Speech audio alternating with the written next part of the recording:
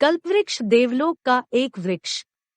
इसे कल्पद्रु, कल्पत्रु, सुरतरु, देवतरु तथा कल्पलता इत्यादि नामों से भी जाना जाता है। पुराणों के अनुसार समुद्र मंथन से प्राप्त 14 रत्नों में कल्पवृक्ष भी था। यह इंद्र को दे दिया गया था और इंद्र ने इसकी स्थापना सुरकानन में कर दी थी। हिंदुओं का विश्वास है कि कल्पवृक्ष से जिस वस्तु की भी याचना की जाए वही यह दे देता है। इसका नाश कल्पांत तक नहीं होता। तूबा नाम से ऐसे ही एक पेड़ का वर्णन इस्लामी धार्मिक साहित्य में भी मिलता है, जो सदा अदन हिंदुओं के स्वर्ग का उपवन में फूलता फलता रहता है।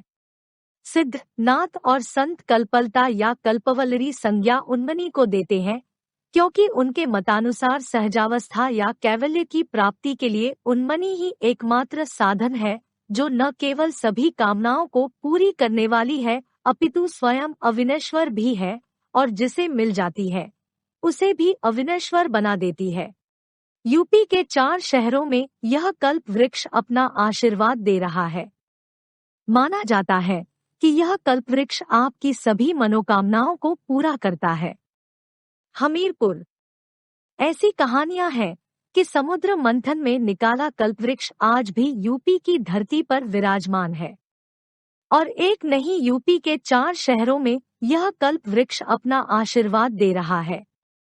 माना जाता है कि यह कल्प वृक्ष आपकी सभी मनोकामनाओं को पूरा करता है।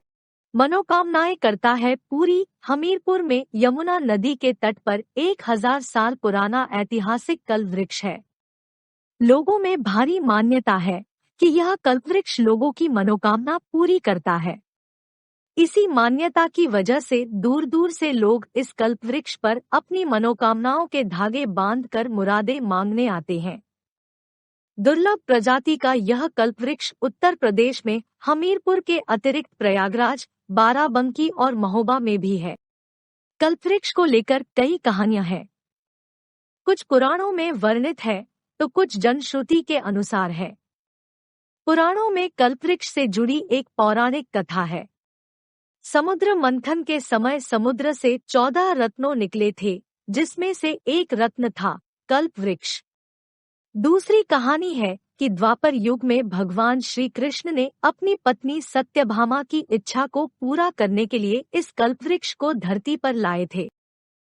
इनमें से एक वृक्ष हमीरपुर की धरती पर यमुना के किनारे है। यह लोगों की आस्था का केंद्र है।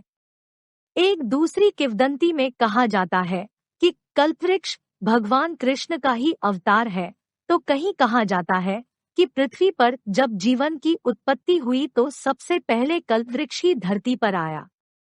साथ ही यह माना जाता है कि पृथ्वी के अंत के बाद भी इसका अस्तित्व रहेगा।